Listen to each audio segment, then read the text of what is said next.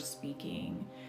So every word we speak is said to be a spell that we are casting. And there's so much truth to that. Like, we are constantly creating our reality through the words that we're speaking. But even more than that, the thoughts that we are thinking. And Gemini is an air sign. It's known for being very in the head, processing things 100 miles an hour. You know, people always attribute Gemini to being the twins in a way where it's like Dr. Jekyll, Mr. Hyde kind of thing. But it's really not like that unless you're in shadow. But it is this ability to like see so many angles of so many different things that depending on when someone's talking to you, it's like, what does this person actually believe? And that's because they really are curious about so many things out there. But more than that, during these next few days, really, really pay attention to the thoughts in your head. Now, just as much as I said, every word we're speaking is a spell of manifestation we're putting out into the universe, and we're creating our life through that. Like, the more we talk about being depressed, the more we talk about being sad, the more we talk about how the US is defeated, or, you know, like all these different things and people are putting out there and feeling, the more we talk about that, the more energy is building around that. Okay, so that's why we have to be careful what we're talking about. But more than that, the thoughts that we are thinking, the things that we don't say out loud are and get stored in our unconscious mind are actually really powerfully creating a mirror around us of life experiences and lessons. And that's why it's so important that witches are doing shadow work, because as we are, as we are trying to manifest this, whatever it might be with our spell work, we also have these wounds that are coming in and kind of wreaking havoc or causing chaos, because if they aren't cleared, they could be in direct conflict with what we're trying to manifest. So for example, if you have a huge abundance block and you're trying to manifest abundance, it's like you can be doing all the spell work you want, but that mirror of trying to heal that wound is going to continue to bring in lessons and lessons and lessons to give you opportunity to heal that. So you might not actually see the results of that spell work for 6 months or for a year. So again, like, we need to be focusing on the thoughts we're thinking, because what is not spoken out loud, the energy is actually radiating all around us of what we're not saying out loud.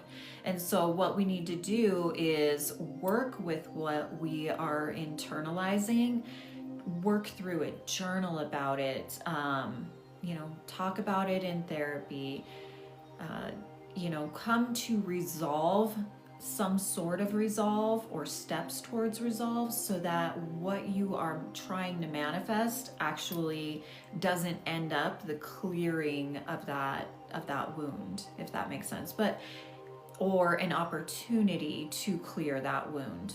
Because I mean, either way, you're going to get what you need. The universe is going to give you what you need. But a lot of people are asking, like, why do I do spell work and it doesn't work? Well, at a moon phase like this, that is in Gemini, it's really highlighting the way that we think and the way that we communicate and what we are creating through those things, through those two avenues, what we're thinking, what we're speaking. And that is actually the creation, a part of Gemini. I'm stumbling over my words, sorry. So how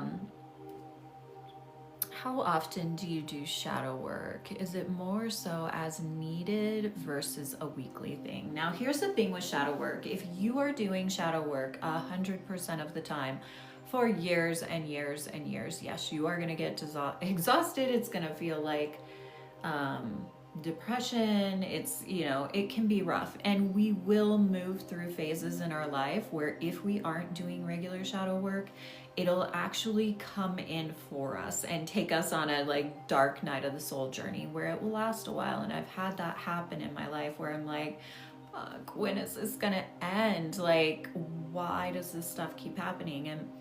And the thing is when what we resist persists. So what we're trying to push down energetically keeps pushing and resisting those walls and tries to actually teach us. So shadow work should be a regular thing, but not an active, how do I say it? Like, you shouldn't be doing like deep diving every single day of the week for years and years and years. But there are going to be periods in your life where you do a year of therapy every week.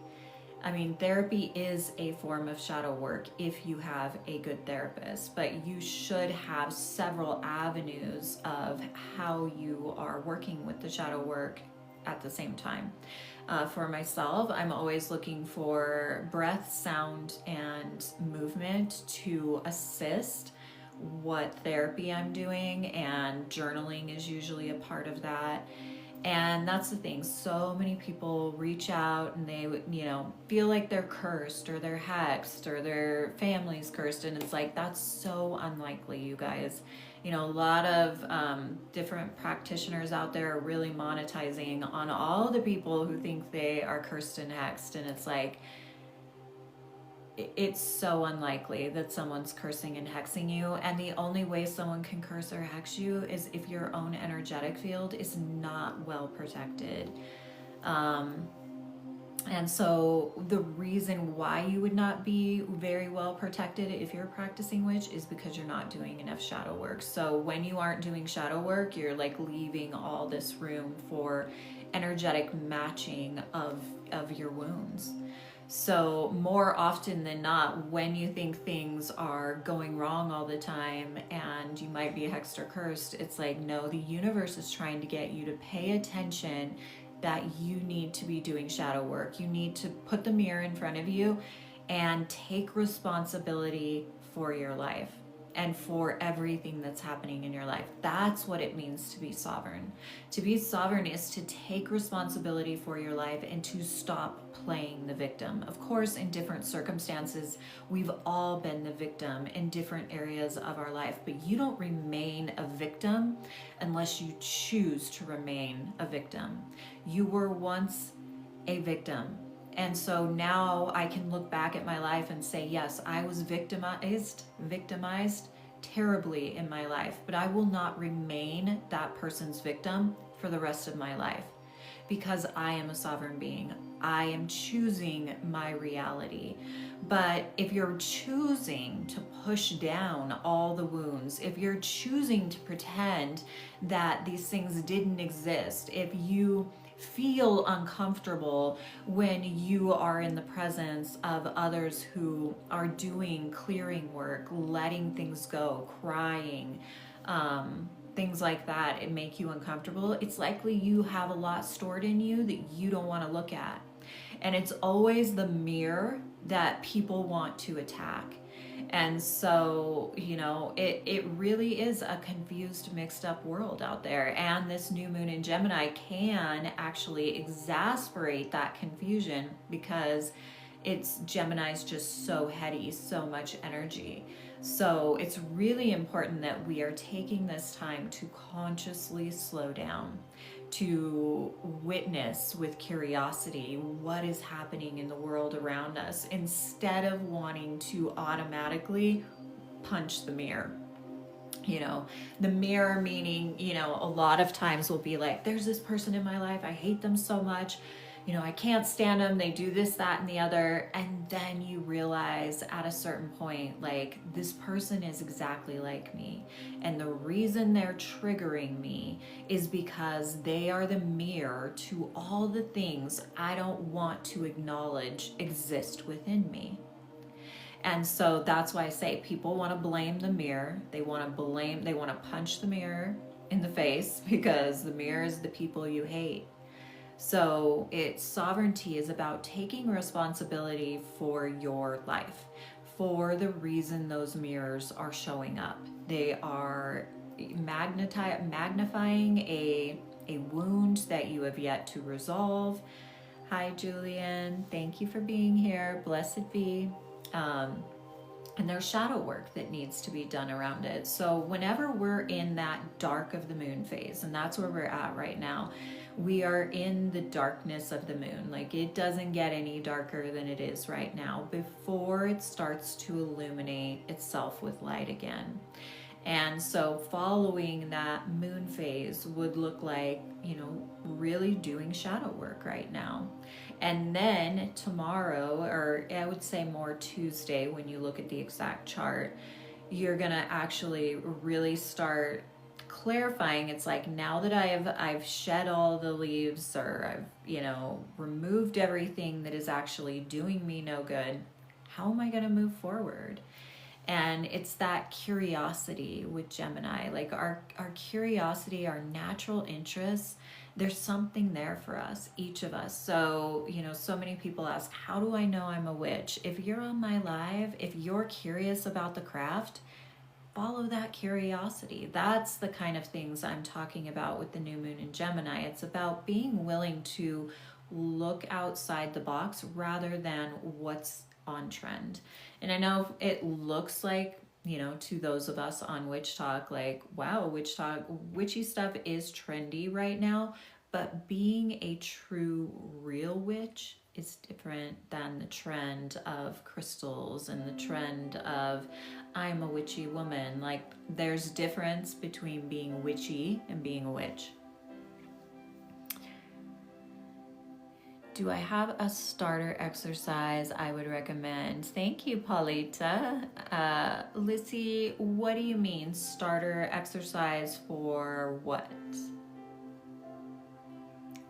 Hi, spiritual Pisces. I haven't seen you in a while, sister. Blessed be.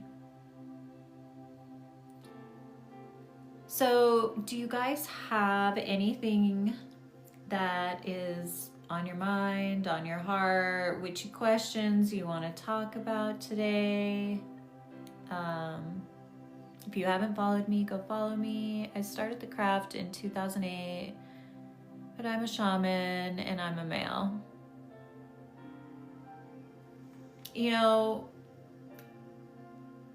I would, there's I don't know how to talk about that. I mean, the word witch doesn't have to do with gender, really. If you look historically, like, I know people are training to be shamans, but really the word shaman came from Siberia. And historically, when you look back, I think a lot of the, different words for people, types of people, like shamans, maybe were the witches of Siberia. It's hard to know, but yeah. I mean, the word witch doesn't really mean any gender. Once you recognize the mirror, the first step, but breath work or trauma healing be next. When you realize the mirror, then you would start to try to heal the mirror. Journaling around it. Talk therapy is good, but movement to assist moving that energy. But, if you recognize there's a trauma in your life, you have to sit with that and decide what the next best steps are. How are you going to bring resolve to that? Is it something like, are you needing to create boundaries? Or are you the person who doesn't honor or respect boundaries? Those are the type of things you look at, right? Like, I would say in any group of women at my women's retreats I do, it's like there are certain things that are looked at as good and as bad, right? As humans. And we really need to stop labeling things as good and bad because it makes us want to resist them more. So it's about changing our behaviors no matter what it is. we do this exercise at some of my retreats where we figure out if we are playing the role of the savior, the victim, or the punisher. And it's like everyone wants to be the savior or the victim. No one wants to be the punisher. But it's like there is a lot of punishers out there. And so it's like whatever you find when you're looking in that mirror is what I'm talking about. It's like whatever it is, you know, are you the one that needs to create boundaries, or are you the one actually bounding through everybody's boundaries and not respecting boundaries and not honoring the sovereignty in other people? It's okay whatever you find, because the first step to healing is becoming aware of it. The second step is then starting to change the behaviors that have allowed that wound to continue to unfold in your life. And, you know, I'm a big advocate for therapy while you're doing shadow work, because it's just good to have a non-biased person that you can talk things out with. But I'm also a big advocate for journaling, because when we journal, the pen in our hand, when we're writing, is actually a channel of our heart, and our heart is the seat of the soul. So when you write long enough, you actually start channeling your own internal intuitive wisdom from your soul. So you can kind of work a lot of things out if you actually will give yourself enough time for that automatic writing to happen, where you just start journaling and then it just starts flowing and the answers come to you. So we don't always, you know, have to have a therapist if, you know, you can't afford one. Journaling can really, if done long enough, can end up being a great shadow work tool. Moving the body is so important, whether that be dance or yoga, but it needs to be something where the body is actually not rigidly structured, like I have to move this way. It would be something that is more organic, or is moving in a way that gives the body both an opportunity to use strength and flexibility and breath. That's why yoga is so healing. But also dance, where you are given the freedom to not be really like, you know, where you have to have like solid, firm arms, like where your dance is actually expressed in a intuitive way that will actually help the body release the energetic trauma that is stored in different areas.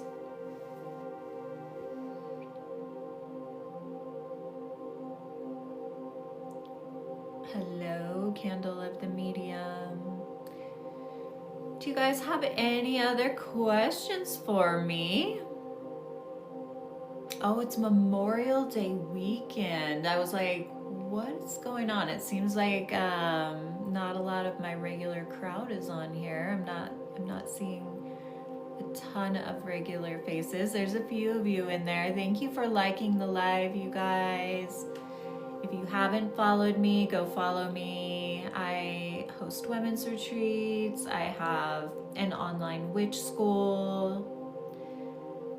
Teaches you the foundations of witchcraft and actually shadow work. Way of the Witch it focuses, it can be done in a year. It's a lot of classes, but what would be 2 sections, which could approximately take 2 months or longer, is all about shadow work, inner child shadow work, or womb healing for women. Anyone can be a witch. It is, do you want to practice the craft? Do you want to study the craft? Do you want to develop, you know, yourself and your abilities? It's not for me to say if you can or can't be a witch. It's up to you.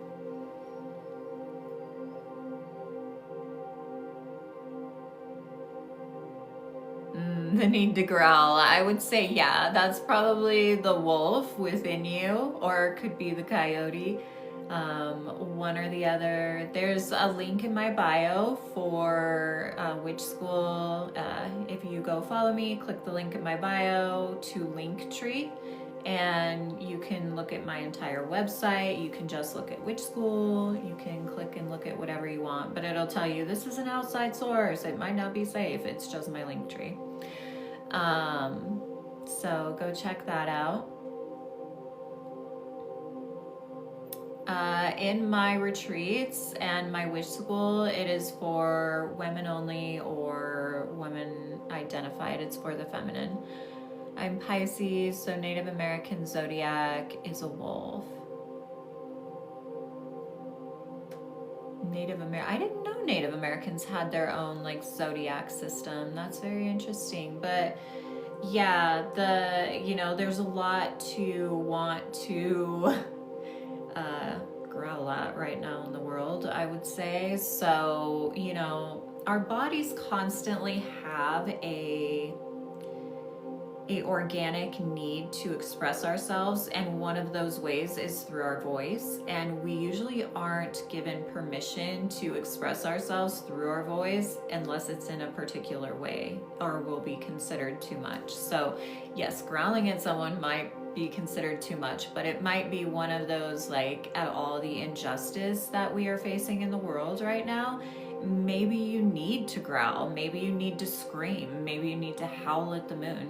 One of my most freeing practices that I do when I have old trauma resurface that makes me feel stuck is to go out in the forest. And I had a video of this, and when TikTok changed all their music things, they like changed the music on one of my videos and blocked out my voice. But I will go out in the forest and where no one else is and just scream at the top of my lungs to move that energy. So that growl that you're feeling, that might just be, it could be the spirit animal within you. It could be that you need that release through your voice.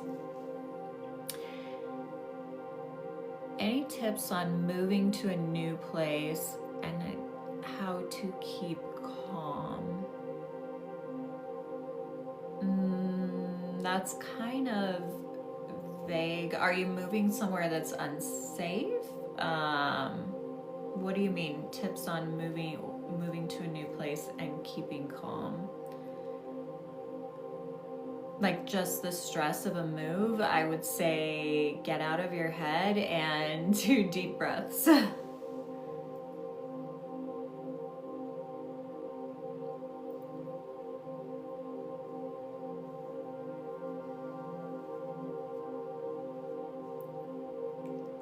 Thank you guys for liking the live.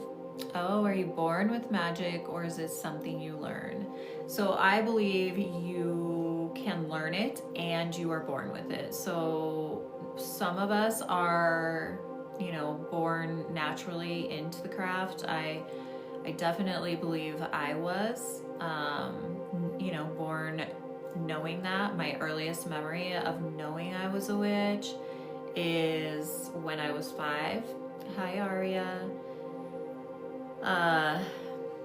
And I was raised in a religion, in a church, but all the women in my family knew we were witches, even though we went to church. And then before my great-grandmother passed away, like, she shared the information with me. But the witch wound runs so strong that even if a lot of our grandmothers knew they were a witch, it usually is something they wouldn't share. And even when my great-grandmother shared it, she was like, you never ever talk to anyone about this. So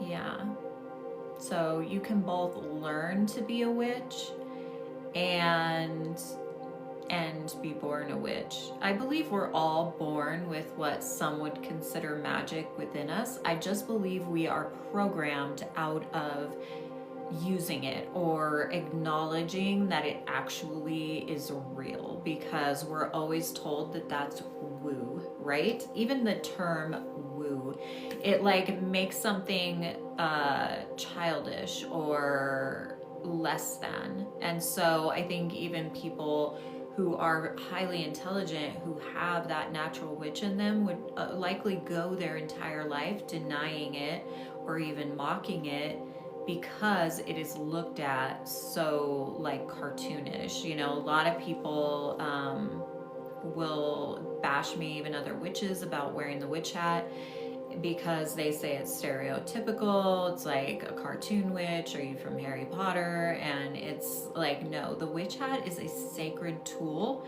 If you research the witch hat, like, they actually had cave drawings of women in a circle wearing a pointed hat. Our history as witches is so obscure. You know, we do have history of the alewives wearing witches' hats. And there's just a lot around what the witch does that people mock or make fun of. And so that programming that, you know, makes people want to like laugh at what you're doing, underneath there somewhere, those people, a lot of them have this strong pull towards magic and they're denying it. You know, there's so many people that come in my comments and just put the laughing face, like, what we're doing is funny. And I would say the path of the witch and what we are doing, it doesn't really matter to me what people think, because if you're not there, you don't know, and you don't have to understand it. If you don't understand it, it's not for you, and that's okay. And because I am not out trying to convert anyone. And that's a difference between witchcraft, even the religion of witchcraft, which I am not a part of. I'm not Wiccan. I'm a solitary witch. But whether you're Wiccan or solitary, neither one seeks to convert, because we don't require your funds to live our way of life, where Catholics, Christians, all forms of Catholic, almost all forms of religion require money to keep their churches going. And that's the thing about witchcraft, is it is a way of life. It is your way of life. That's why I'm not Wiccan. I don't want to be told how to practice my craft. And witchcraft, if you are a true practicing witch, it is in every aspect of your life. Whether you are out dancing at a bar with your friends, or you're sitting at home in front of your altar in a circle with 20 other people, your craft is part of who you are and how you walk the world. And you know, the draw to the craft is different than really wanting to be a part of the pop culture way of the craft, which, you know, a lot of people are into crystals and reading tarot cards. That doesn't make you a witch. I guess I could see how it makes you witchy, but I would say living the life of a witch is very sacred. It's first and foremost about honoring the earth and that connection between you and the earth, and the animals on the earth, the plants on the earth, and the mirror of the earth that is your physical body. And your physical body is a channel for your magic, and you're working with, as a witch, like, all of the tools are great, all of the crystals are great. Like, I'm very aesthetic. Like, you know, I have my husband build me this altar. I have altars all around this room. Like, the witch in me is like very aesthetic, but honestly, I don't need any of those things for my craft. And that's how you know who the true witches are that are weaving magic, is because it doesn't matter if I have my wand or my broom, or I'm driving down the road in my car with nothing on me, none of my talismans, and not my witch hat on.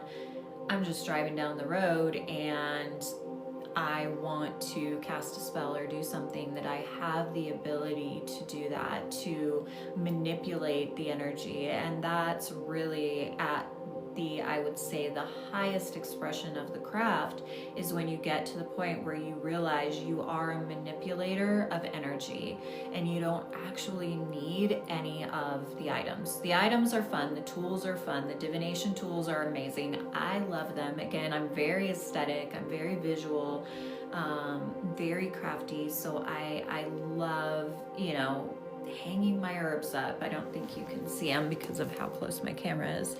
But can you see, like, And, you know, I drew up this altar and had my husband build it for me. So it's like your craft can include all of the divinatory tools, but you don't need them. Witchcraft is in doing spells is about getting what you want. It's making your life in alignment with your desires. And so witchcraft, I mean, the word manipulation, it actually gets a bad rap. But if you really look at it, like, we learn to manipulate from the time we are born. When you're a baby, you cry, they give you a bottle. You cry, they give you a diaper change. Like, we learn to manipulate from very, very young age. And when you are doing witchcraft, you are manipulating not people around you, but you can use your craft to manipulate people if you're practicing in a baneful way. But it's more about manipulating the energy to match what your desires are. And once you learn to work with energy and the energies of the elements, and the elements are earth, air, fire, water, and spirit. So it's really about aligning yourself with those elements, and then just energy that's everywhere, right? Energy is everywhere. It is what makes up our bodies. Energy, we cannot destroy it. And it can't be created, it can't be destroyed, but it can change form and vibration. And so as a true practicing witch, it is about working with those energies. And whether it is for your health, whether it is for financial, whether it is for love, whether it is for righteous rage and justice, you know, it's about weaving. The reason we use the word weaving is because the way someone will sit and knit or weave or sew or create something with an actual piece of fabric or leather, the witch does that with energy. So we learn to weave those energies in our spell work. And so that's why I say it's so important to differentiate that. You know, of course, I love all the aesthetics. I'm a Libra rising and I'm a Cancer sun. So for me, my home, my personal aesthetic is like everything to me. It's part of my craft and my creation. But my power as a witch comes from my ability to connect with the energies of this planet. So that is what the real witches are, the weavers of magic. They are the manipulators of energy. And when I'm using the word manipulate, it's not in a way where most people might think the word manipulate. You're manipulating energy for your highest good, whatever, you know, it is that you want. And so that's why I say not everyone who's out there playing with crystals and, you know, practicing what I would call sympathetic magic is actually powerful. And that's because they haven't learned to work with the energy. Energy, I like feel it all throughout my body, and I can tell if I'm crazy or if I'm actually feeling something. I'm not sure if you're making a statement or you're asking a question, but most witches feel energy. That's one of the forms of the way energy moves, that it just seems like witches naturally feel. I have many thoughts around that. Why people are so empathic is because we're so damn wounded and we don't realize that we're expressing the actual like shadow side of being an empath. And the wounds that created you to be able to feel is that you didn't receive what you needed as a child, and there was some threat in your environment, and so you grow up perceiving first all of the bad around you, when being an empath was not just meant to perceive all the bad that is around you in the world. That would mean that you had not healed your wound around that childhood shadow. And that's why in my courses, hi Andreas, I focus on healing the inner child wound. That is the first shadow that we work with in my course. But even before that, the very first section is about connecting to the earth as an element and connecting to your physical body. And then after that, we connect to the goddess and to deities, learning to cast a circle. And then we go straight into inner child healing, womb healing, and then we start going into connecting with earth, air, fire, water, and spirit. And these are all foundations of being what I would call a strong, resilient, empowered, sovereign human. And those are what my courses are about. Do I respond to DMs? I do not respond to DMs a lot because there's so many that, and a lot of them are like things that they're just, you know, men who are like, oh, you're hot, like I'm gonna not respond to those things. But when there's so many of those, I can't, it's hard to weave through them and see, you know. If you have a legit question, of course you can ask it on my lives.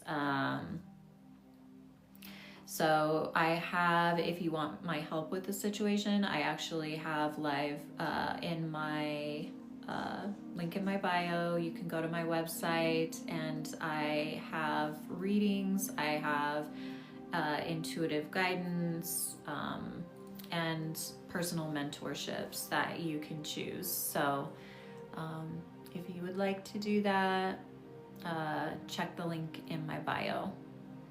Is it true that the Gemini moon is tomorrow? Yes, so 11 p.m. Eastern Standard Time. So it's tomorrow night for many people. Depending on where you are in the world, it may be after midnight, so it might be the 27th. I think where I am, it might be around 8 o'clock Arizona time p.m. tomorrow, but it is in Gemini. The new moon is in Gemini. When I try to use energy, I feel it physically. Cannot tell if it's real or not, but I feel connected. So, you know, energy is something that most of us feel, but you can also see it. So all of our senses are sensing energy. So when I say we've been programmed out of using our magical abilities, we've been programmed out of using our senses at a really heightened way. So most of us feel and we confuse the wounded feelings, and we perceive everything dark and bad if we've had a wounded childhood. Or, you know, you may feel in a really balanced way. Everybody's going to be different. But seeing is a different thing. You know, a lot of people think that means you see spirits in physical form. Some people do, some people don't. Seeing is also seeing auras. You know, when I realized I could see was actually when I was in yoga. I was doing yoga every day, like so much yoga. So yoga became a great shadow work tool for me. And I would find when I would lie on the mat at the end of yoga that I was seeing these, what I would say is like, have you ever seen static on a TV? I would see that, but the color would change to an indigo blue. And so it looked like all this indigo blue static above me when I was laying in Shavasana, right? Well, then I realized one day I was laying on the trampoline in our backyard with my husband, and I was like, wow, that static that you see when you look up in the sky, it's really heavy today. And he's like, what are you talking about? And it was in that moment that I realized that people can't see energy the way that I see energy. So everybody's going to see energy differently. You know, some mediums will actually see a physical person in front of them.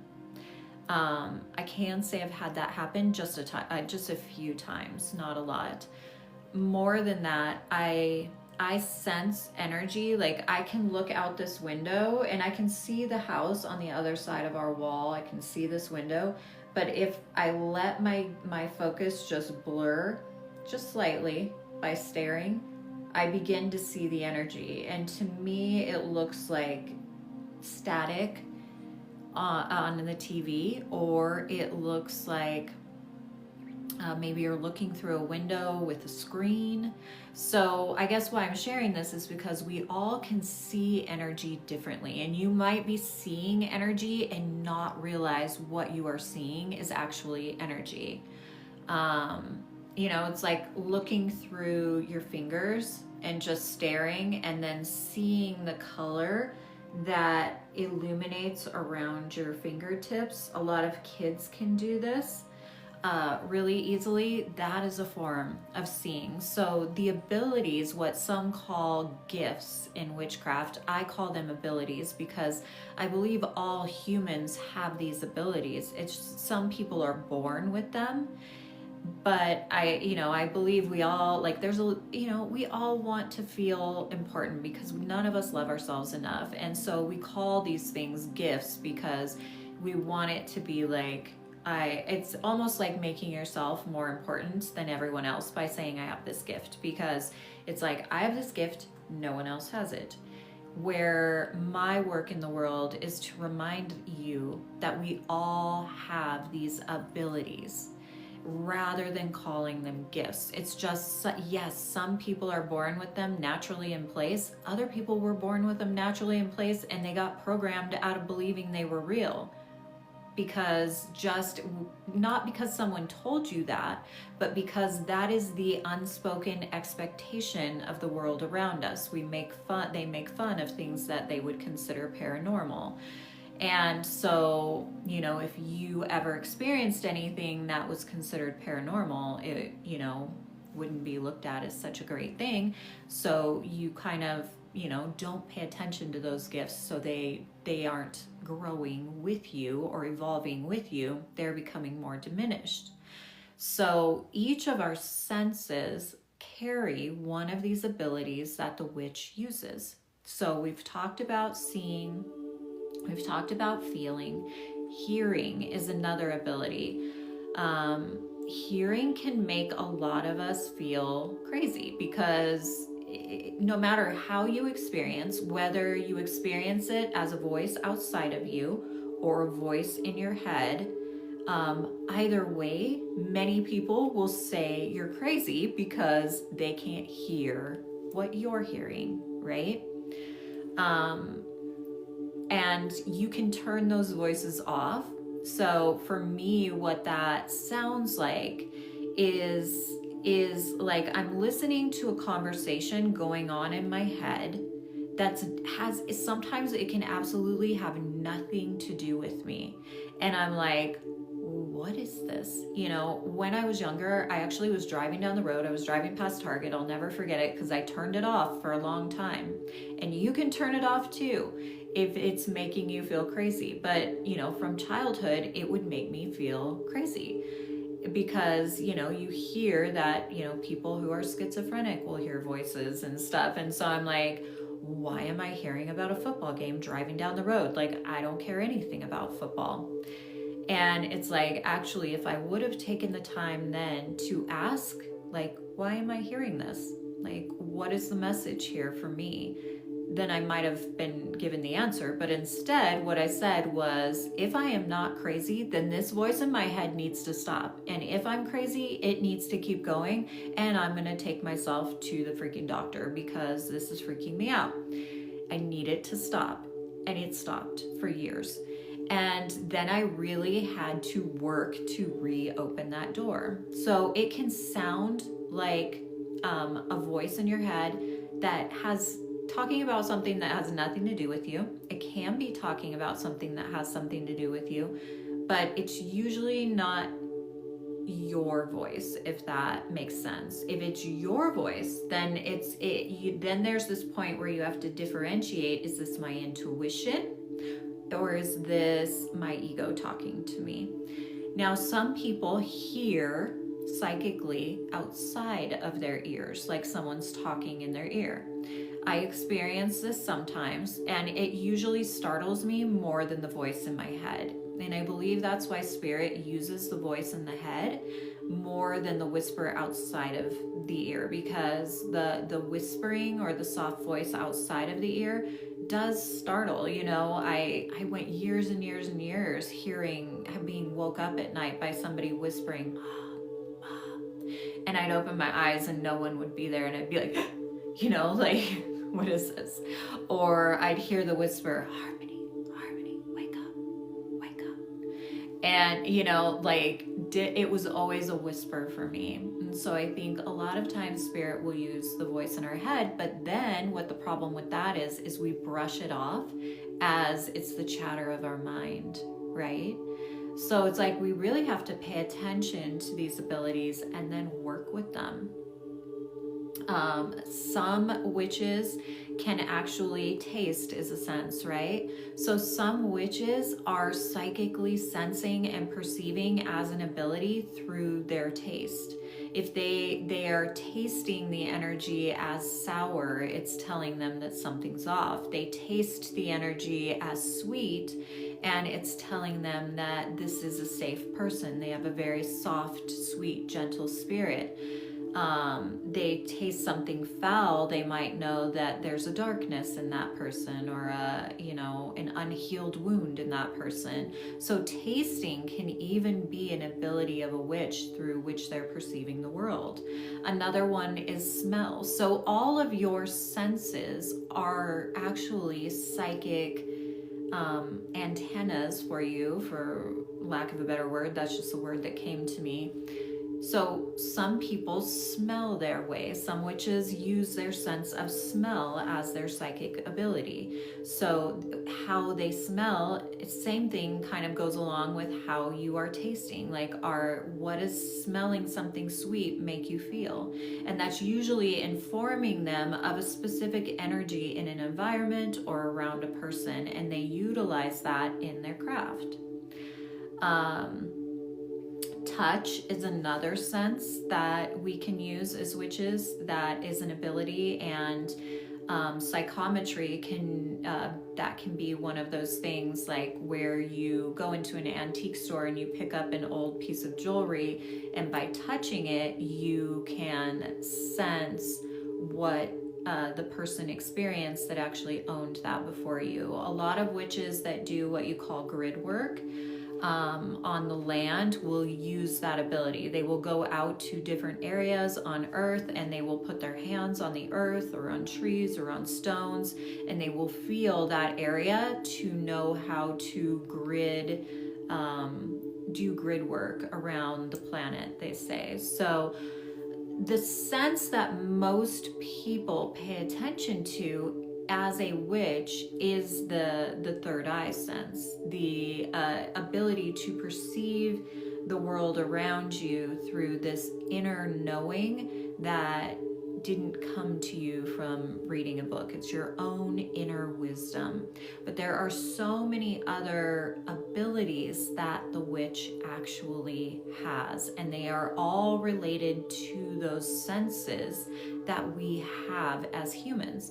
And this is why it is so important to be embodied. And we pay so very little attention to this physical body. And why is that? It's because this physical body has spent its entire life being a storehouse, a warehouse for all of your unhealed trauma. And so you get 50 years into this life, and you've got 50 years worth of energetic trauma stored in this body. How is it that your higher self is going to enter this body and use those senses to make you a powerful witch?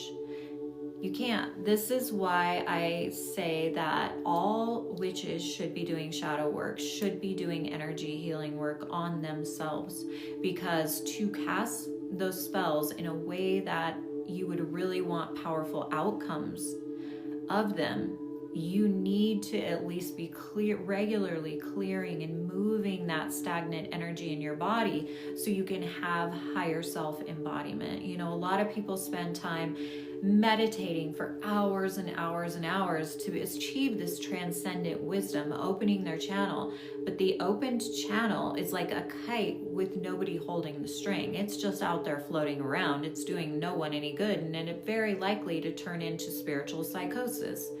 And I say this from experience. So you heal the energetic wounds, you heal the childhood wounds, and then the transcendent wisdom, the higher self wisdom can take embodiment, and then you can start using those senses that are actually meant to be psychic abilities in your life that you think are just here to make it so that the food you eat tastes good or that you want to eat, you know, things like that. So it's like all of your senses, hi Kelly, blessed be sister, all of your senses can be used as psychic antennas in some way. And so when we speak of gifts, which I don't call gifts, I call them abilities, because everyone can have them, they will only be experienced and amplified and used to their highest expression when you are doing the shadow work. Now, can you do a spell and have it work if you have not done your shadow work? Of course you can, because spell work also, thank you, depends on our emotion. And why is that? Because emotion is energy in motion. So if somebody is tapping into that energy of the emotion that is moving through them of rage or anger, and they are really connected to that rage and anger, and it's all around them energetically, and they do a spell or they do a curse, is it going to take root? Yes, because the energy is so strong around them. It is likely that it won't turn out exactly the way that they wanted, because there is no solid foundation there, but it doesn't mean that you can't make things happen. So, can you unlock gifts inside of me? I cannot unlock gifts inside of you. I can guide you to unlocking your own gifts. It is not my responsibility, nor is it my wish to unlock your abilities. Again, I don't use the word gift, I use the word abilities. I am here. That's what you see me doing through my retreats and through all of my classes, is to be a guide to you to come home to your center, for you to come home to your most magical, empowered, powerful self. Because I am not the witch that wants all of the glory. I don't want to be the one that's like, she unlocks your gifts, she can do the spell work for you. I want you to know you're powerful. I want you to know you're sovereign. I want you to be able to do things for you. This is how we move from a codependent society to a sovereign society. So how do you control your abilities? What you want to remember is that you have complete control over your abilities. You may have missed me talking about this earlier, but you can shut them off and you can turn them on, and you can tell them what to do. I took my own ability to hear for quite a few years because it scared me. And I said out loud, like, if these voices are, if I'm crazy, then I'm going to keep hearing these voices. If I stop hearing them, then I'll know I'm not crazy and I won't take myself to the doctor. And from that moment on, there was years where I no longer heard. And so then once I realized that's what I did, then I had to actually work to start inviting that voice back in and trusting it when it was something that was natural to me. We've been taught or programmed to fear energy that feels unfamiliar to us. I have a very different thought process around spirits, around energy than what a lot of people have. And so, and this is just my perception, but what a lot of people are perceiving as ghosts in their home, I don't believe are ghosts. I don't even believe they're spirits that are wanting to communicate with you.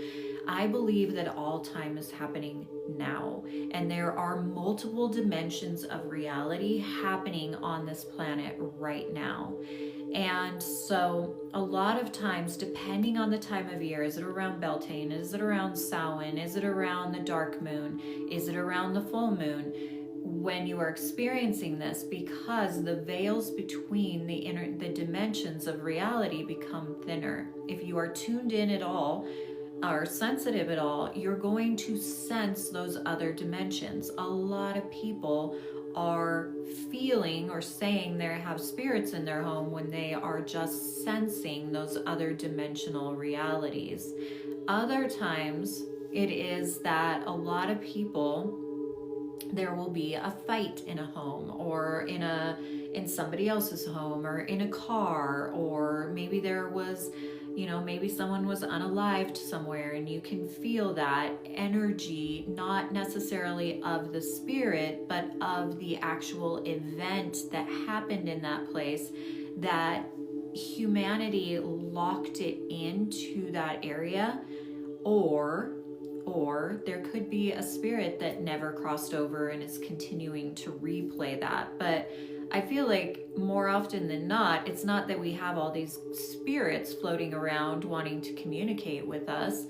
Not that they can't. I do believe that they absolutely can. But I feel like people are really sensing energy and they think it's spirit. And because the energy feels unfamiliar, it scares them. Just like I told you guys, when I would hear at night someone say, "Harmony, wake up." It's like that whisper. Even when I whisper, it gives me the, like, it's not a familiar sound, especially in the middle of the night, right? It's like when you think you're in your house alone and maybe your husband's home, and you're just totally tuned in to like curling your hair, and he walks around the corner and you're like, "Ah!" It's because you thought you were alone, so his presence startled you. That's the thing with spirits. We aren't taught from a young age that they can be here with us, and they're not bad. Most spirits that are on this planet are here because they choose to be. I don't believe they are trapped here. I believe in the soul's perfection, and a lot of mediums will disagree with me on this, but I don't believe that we as humans need to tell the souls or the spirits to go to the light for them to go home, or to go wherever they're going, to the Summerland, to the other side. To myself, I think that's kind of ridiculous. Like, I feel like a soul is perfect. If they choose to remain here, they're choosing to remain here. We can tell them to go to the light all we want. If they don't want to, they're not going to. I actually have haunted dolls. So it's like a lot of people believe the spirits are actually bound to these vessels. A doll, sometimes it'll be a haunted mirror. I think items like a mirror or a necklace that's haunted or an axe that's haunted is actually not haunted. I believe it's just carrying an energy around it that's really strong. As far as my dolls go, I don't believe any spirits are bound to those dolls. I believe the spirits choose to remain here, and the reason they connect with dolls so often is because the doll is kind of like a human form, so it makes them feel a little more human by connecting to those vessels. I do not believe they are bound there. I believe in the soul's perfection, so that goes against what most of psychics and mediums are like, tell the spirit to go to the light, go to the light. And it's like, the spirit form is so much more evolved than the human. Who am I to tell you to go to the light? Maybe you have a reason for being here. In fact, I believe you wouldn't be here if you didn't have a reason to be here. So, some of my thought processes are my own channeled wisdom that go against what a lot of people think. Um, and my perceptions and what I believe are not set in stone. The reason I years ago started identifying with people calling me mystic, and then I actually called my business Mystic Harmony, is because it was like I connected with that phrase about mystics, that the only thing a mystic knows is they know nothing at all. And that's how I feel about everything that I feel or channel, is that the only thing I know for sure is I don't know anything. I can believe whatever I want. I can learn and channel and feel wisdom, but we don't know until we're not here anymore. And then we can probably look back from wherever we're at and be like, oh, that was the case. We had this right, this right, this right, and that wrong, right? None of us actually really know, but we believe. And so I really identify as a witch and a mystic because I know there's so much out there. There's so much more to learn. And as soon as we say we have all the answers, Spirit's going to come through and show us we don't have all the answers, because we certainly do not live in a perfect world. And no one is perfect. And therefore, we obviously haven't got it figured out as humanity. So I really like living my life in a way where there are no structured rules. There is what I believe in this chapter of my life, and if I find wisdom that aligns with me better further down the road, or I am capable of absorbing different wisdom down the road, then that can be the case also. That's where a lot of people get stuck, I feel, is that we are so conditioned that there is right and there is wrong, because everyone on our planet has been conditioned through patriarchy, which is religion, which is there is right, there is wrong, there is heaven, there is hell.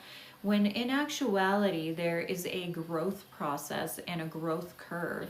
And even this applies to spiritual concepts, that you can't run before you walk, and you can't walk before you crawl. Like, there are steps. And so I perceive like I had to be raised in a religion, to understand, to grow in the ways of restriction, and then to walk away from that and move into different identifications as a human, And so it's like, this is what I believe now. I don't want to stay, I was taught like everybody else that spirits and ghosts are here and we can tell them to go to the light and go home, and that's our job. But I've outgrown that. I've moved on. What will I move on to in the future? I do not know. I allow Spirit to inform me of my next best steps, and that usually is informed by my belief systems that come in. And I don't always get my belief systems through mentors or teachers, because not all the time do. Even some of a mentor, Native American witch that I've worked with for years, she's been my longest mentor. I don't always agree with her. She doesn't believe in boundaries, and I believe that we all need healthy boundaries. So, keep that in mind. Even when you're learning from someone, it doesn't have to be that you believe everything they believe. This is your life, and you get to evolve at your speed and what serves you best.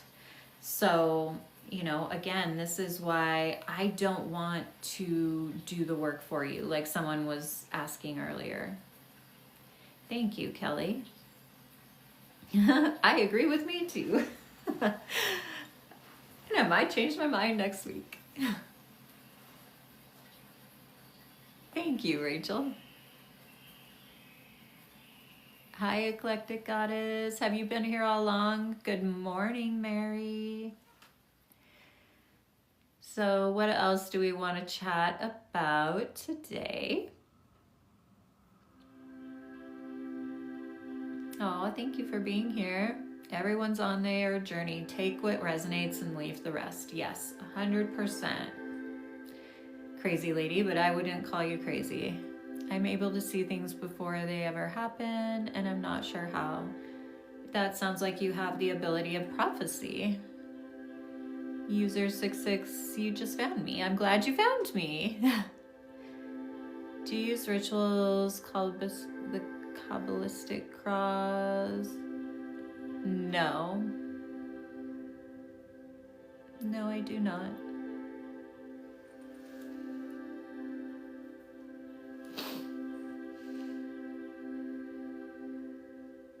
Do you guys have any questions for me?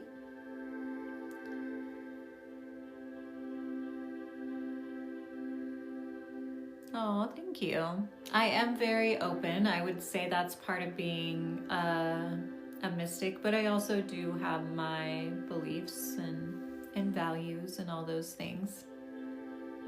But, you know, I think that comes being part of really embodying sovereignty is being open without judgment to what other people believe. Like I have, you know, like I was saying, like, you know, a personal medium that I worked with a lot, you know, was one of the ones that was like, tell the person to go to the light. And I'm like, I don't agree with that. But I still honor you. I still respect you as a teacher. I still like will listen to you, but you know, and I'm not one to judge or hate people for their belief systems, because I believe we are all growing and learning and evolving at our own rate. You know, I am firmly against religion and Christianity. I believe it needs wiped off the planet. But yet I have friends that are Christian and they know that's how I believe, but I still love them for who they are. You know, I realize I don't have to believe the same as you to be who I am. And that's what it truly means to embody sovereignty, is where you don't judge others by what they believe, because you realize that can change in a moment and that we're all here at the same time for a reason. So, you know, there's many things I have very different opinions about than most witches. I don't go around cutting cords with people. I cut cords with energetic ties, with oaths, vows, and agreements, but I don't believe we can cut cords with people, because I believe we are all interconnected, that we all chose to come to Earth at this time for a reason, and that is to play out old karmic lessons that need to be resolved in this life, and also to evolve and grow as a soul. And that's why we choose to come as soul families. It's likely that the people you are learning from, your friends, have been with you in every other life. And so when your intuition is like drawn to someone and then maybe it ends up bad in the end, that doesn't mean that they're a shitty person and you need to cut them off. It means that you probably had a soul contract before you came here to learn something through this relationship ending. Or you learn through the relationship lasting forever. But I believe in soul family, and everyone on this planet right now is part of our evolution in some form, even the people we don't like. And we, you know, there is a huge difference between what our, how would I always, at retreats, I always am like differentiating, helping the ladies to differentiate what their human wants and what their higher self wants, because we are allowed to have both perspectives and honor both sides of our psyche. And so, you know, a lot of times my human does not like things that I know my higher self is like, this is what is best for you, and my human is like, fuck that.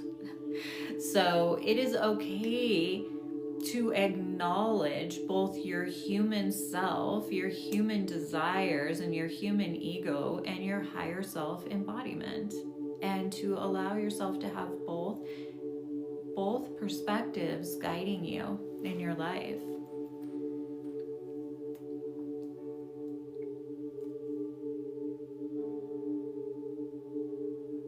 I am you and you are me.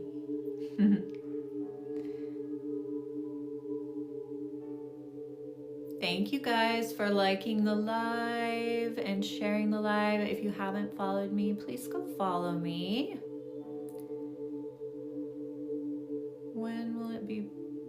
black hats be back in stock? I think I actually have one black hat. I might not have it on there because the brim is a little smaller than this brim.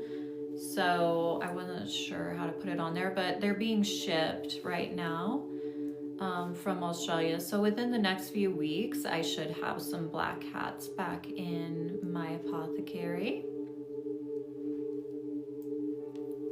But if you haven't checked out my witch school, go to the link in my bio, check out the witch school. All the videos you see, most of the videos you will see on my page are of retreats. I call that our retreat coven, but the people in those videos are not the same women coming again and again. Sometimes women will return, of course.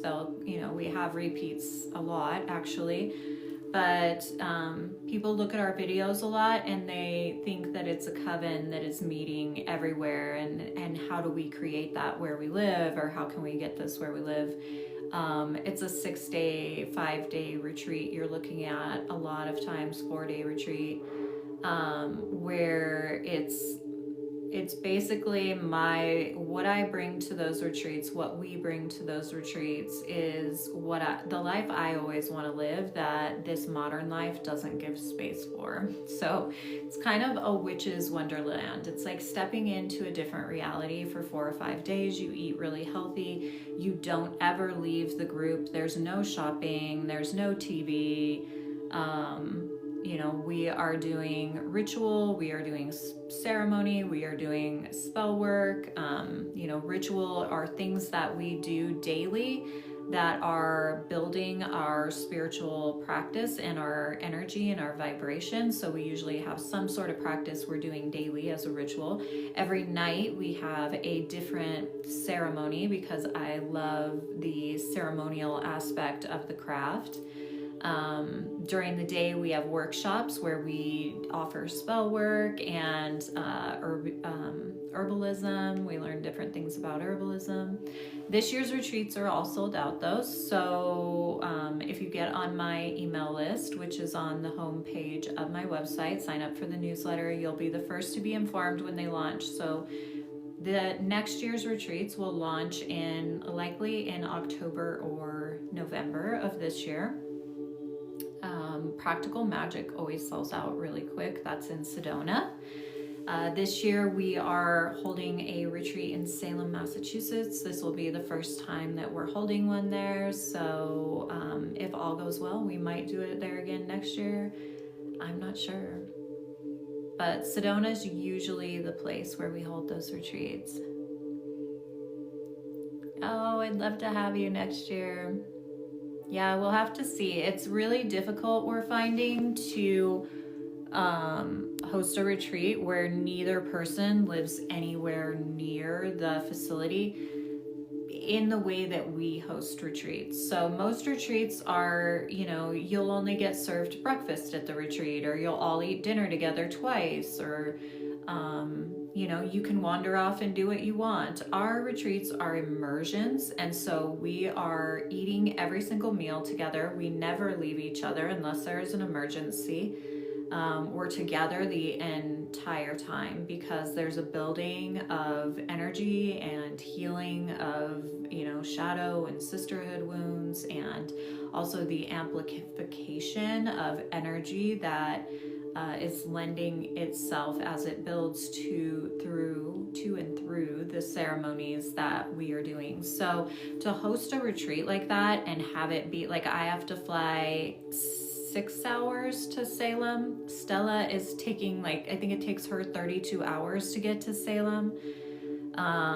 And to get all of the items there that we need to host that retreat and to find someone to feed us in that way and a place to stay, it has been a learning process. And that's why I say we're not 100% positive we're going to do it next year, but if it really goes well, we might. You're in the fan club, huh? Thank you. Thank you, Spiritual Pisces.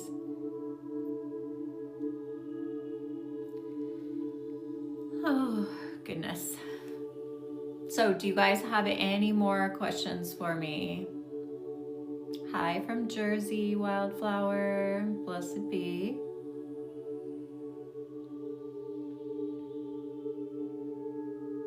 I'm gonna work on getting some new videos up here soon. I actually had surgery not too long ago, so the last 3 weeks I've been trying to spend a lot of time doing nothing, healing, reading books, things like that. I had my breast implants removed. I got them 22 years ago.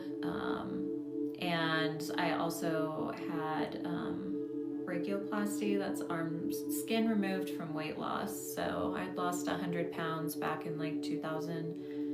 Well, I lost 50 pounds in 2004, and then around 2006, I lost about 50 more. So I've had that extra skin I wanted removed. So I had both those things done at once, and I just have been on this healing journey. So I haven't been able to get a lot of new videos out there. This is only my second time back live after taking some weeks off. Yes, my classes are only for women or those who identify as women. It is a space. My commitment, my journey as a witch and initiation as a priestess required me to commit to a certain service, to be a way to be in service to the goddess, and my oath was to be in service to the feminine, to helping women heal sexual wounds, religious wounds, sisterhood wounds. And so that is why my retreats and my courses are all geared around women, because women have a specific experience in this life that we need to work with one another without that masculine presence to be able to heal those wounds.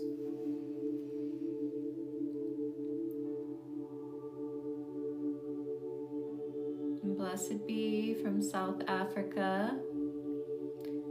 I'm always interested by how many people in Africa are interested, because I know it's not 100% safe to be a witch in Africa.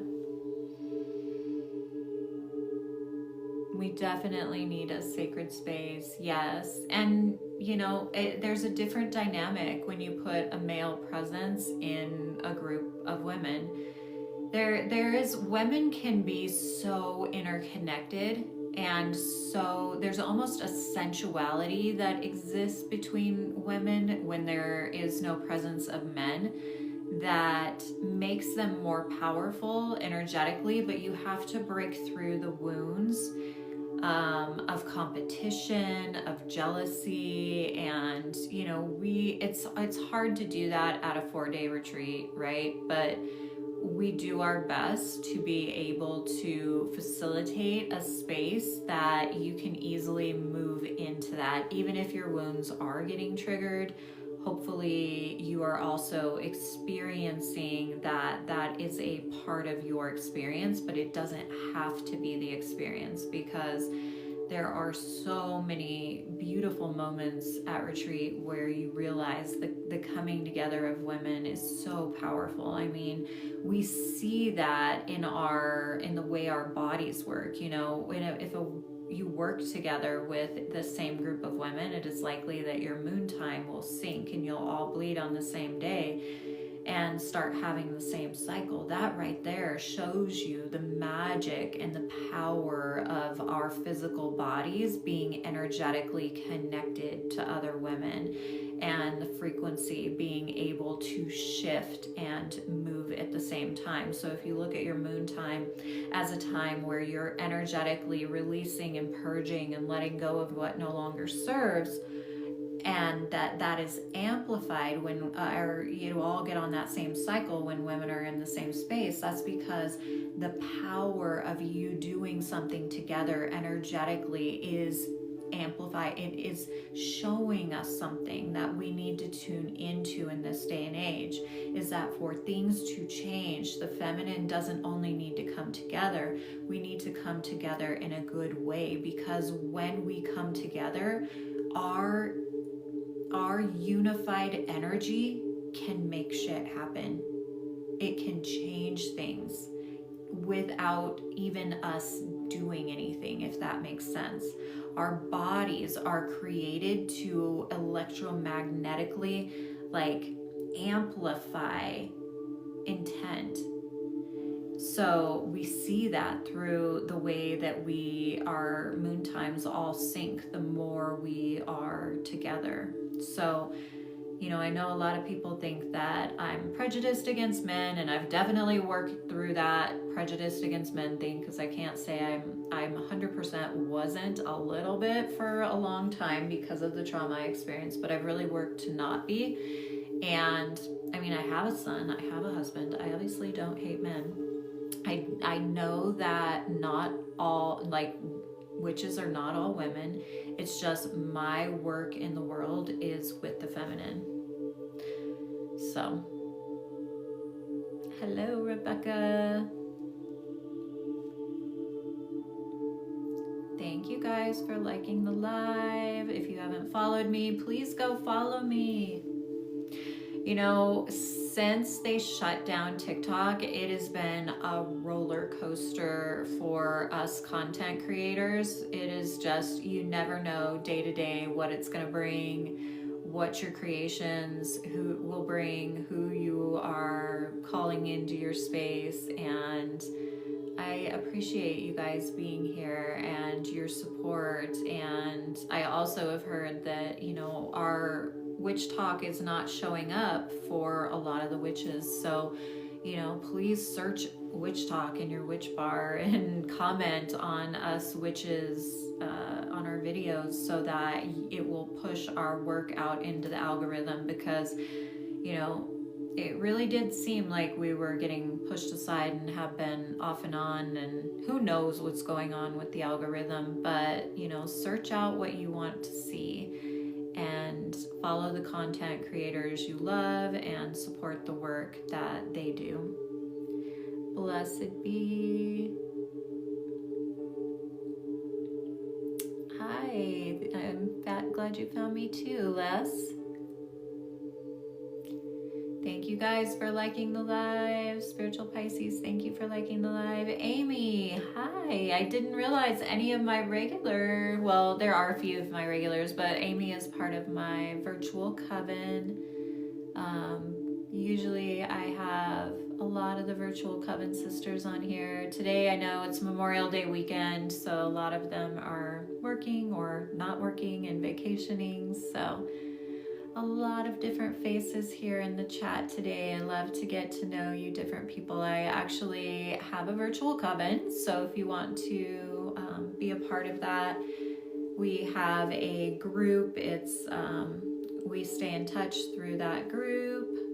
You're planting flowers while you're listening. What a perfect time to plant flowers. Amy, are you in the Baneful Magic course?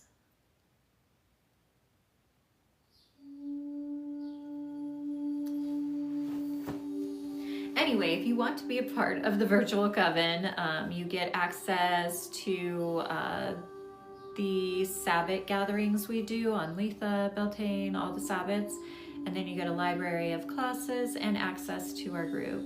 You are in the Baneful Magic class. So are you listening to the recordings? Because we had so many people sign up, but not everyone's joining the live class. So we're kind of like, what's going on? Is everyone just busy? We did change the day this week, so I know that screwed everyone up. If you guys are interested in the Baneful Magic course, you can still sign up for that. All the recordings are there. We are doing them initially live. Everyone that signed up got a discounted rate. So we have a regular rate for the recorded classes, and you get spells on banishing, on binding, on uncrossing, on protection, I'm trying to think all the things that we do. The dark side of love spells. We're doing hexing and cursing in 2 weeks, and we're actually going together curse the patriarchy. So this has been an interesting class. It's the first time I'm teaching baneful magic because I have I have really specific opinions about baneful magic and how it should be used. So in the past, I've always said I don't hex or curse because I just don't want people asking me how to do it. Definitely have done it and know how to do it. It's just I don't want people to do it without a good foundation. And that's why Stella from Spirit Space Collective and myself created this course where we laid out the foundation and figured if people are willing to pay for this course and actually listen to the videos, so we've made it that you have to listen to 90% of the videos to move on to the next, then we know we are doing our due diligence and we just aren't sending you out there to hex and curse people when really you need to be looking in the mirror, if that makes sense. Oh, your parents came and visited last night. That's beautiful. How fun. Yeah, we were just interested. We were curious because we thought everyone would like to actually be in the class live, but we're finding more people are liking doing the replays. So anyway,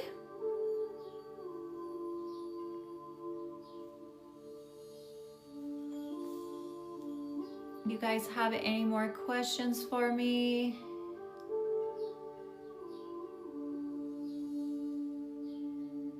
What is the witchy things you would like me to chat about?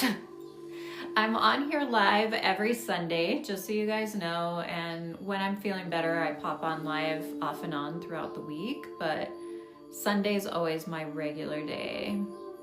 It's said that Australian magic has a deep understanding of dreams.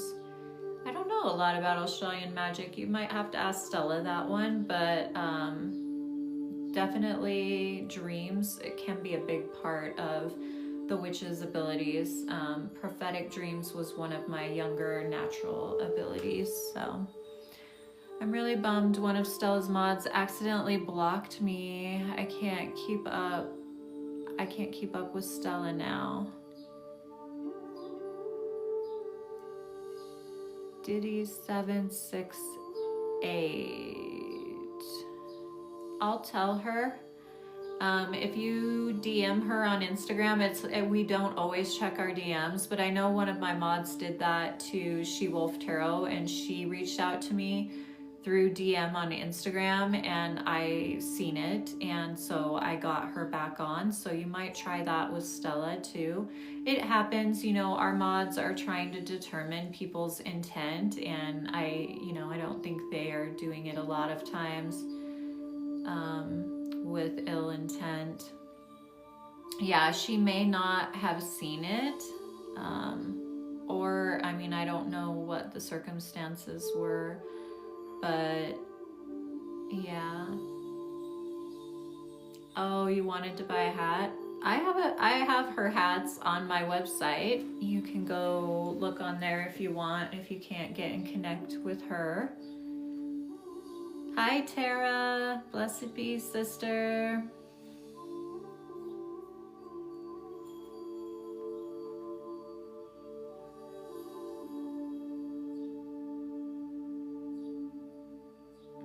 I'm not that kind of witch, Marilyn, that's gonna tell you. I'm not here to give you psychic, intuitive readings. I'm here to give information about the path of the witch.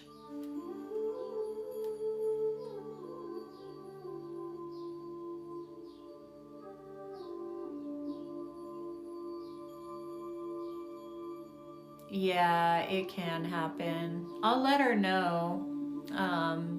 I don't know that you kind of have an interesting username, so not sure if hopefully I can tell her, but just like I was saying earlier for myself, it's hard to navigate through a lot of DMs because you wouldn't believe the amount of people that DM the most craziest things. So What would you recommend to learn first when starting out protection?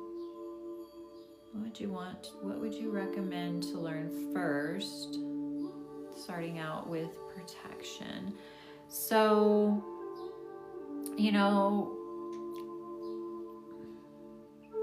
I'm trying to think what would come first. So I always say casting a circle is,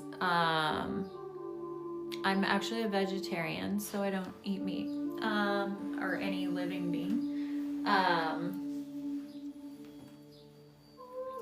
So for protection, there are those things like sympathetic magic, carrying a piece of tourmaline, carrying a piece of selenite,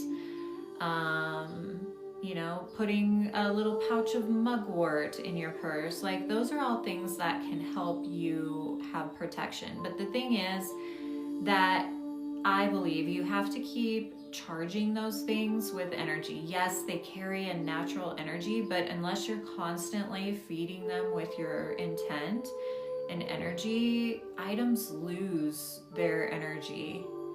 They lose the energy kind of quickly. So I really believe your best form of protection is centering and grounding yourself. And then from there, I have ritual practices that I call them a ritual because I do them daily, but I cast my circle every single morning while I'm lying in bed, just in my head, the way people would say a prayer. And I do it in a way where I'm invoking the elements in the directions, but I'm also invoking a deity in each direction. And I invite them to remain with me throughout my day. So it's like I'm creating a circle of deities around me through invoking that circle, and that I walk through my day with this circle of deities around me, protecting me, and empowering me and guiding me. And so I really feel like if you are an active practicing witch, all witches should know how to cast a circle.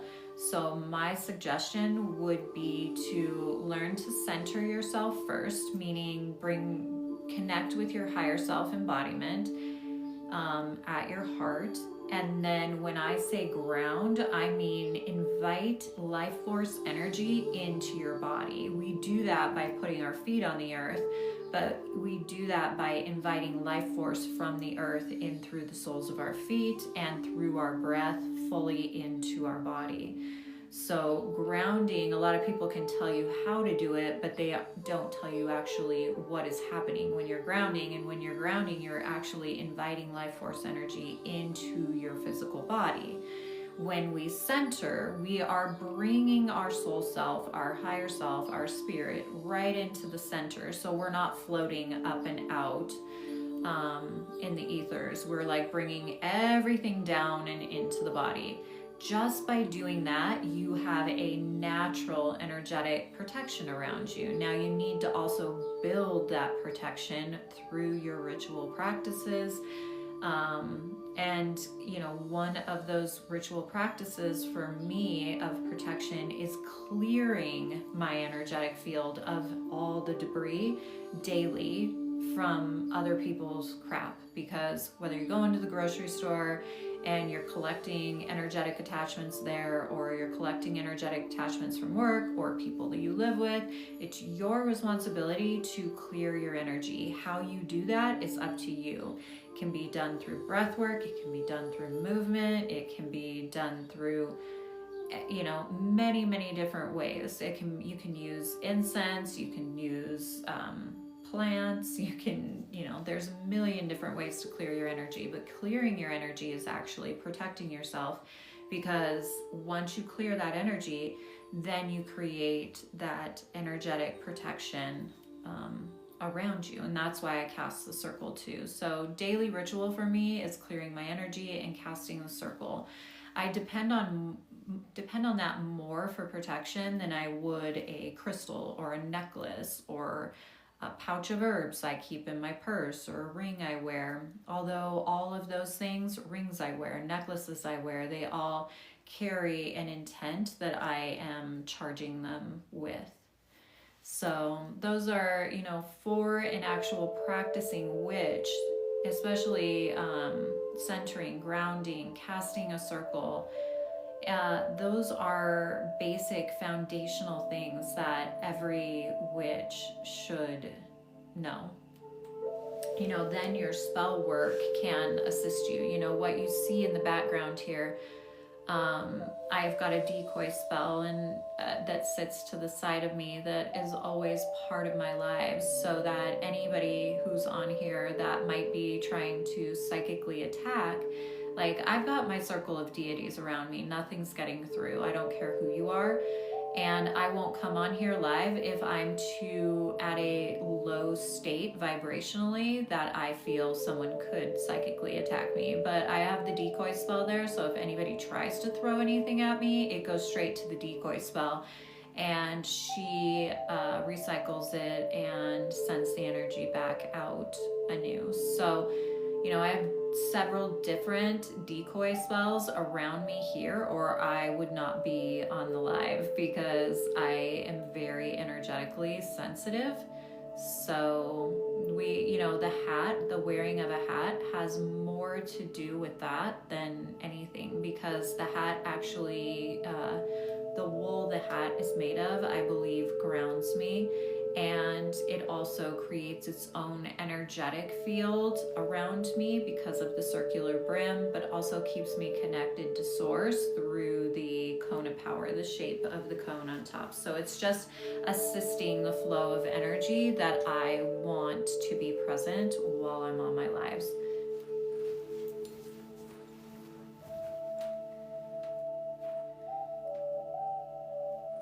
All right, you guys.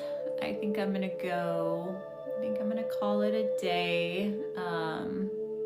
Thank you for joining me live today. Usually I cast a circle at the end of the live. I'm not really feeling it today, so if you want to cast a circle with me, catch me here. Next Sunday, we'll do it for sure. Next Sunday. But if you haven't followed me, go follow me. Check out my offerings, Eclectic Goddess, Spiritual Pisces, Amy, all of you sisters that have been here, that are here every week. Thank you for being here. Thank you for joining me and supporting the live and listening to me and everything. I love you all. I hope you have a beautiful weekend. And I will catch you next Sunday at 10 a.m. Arizona time.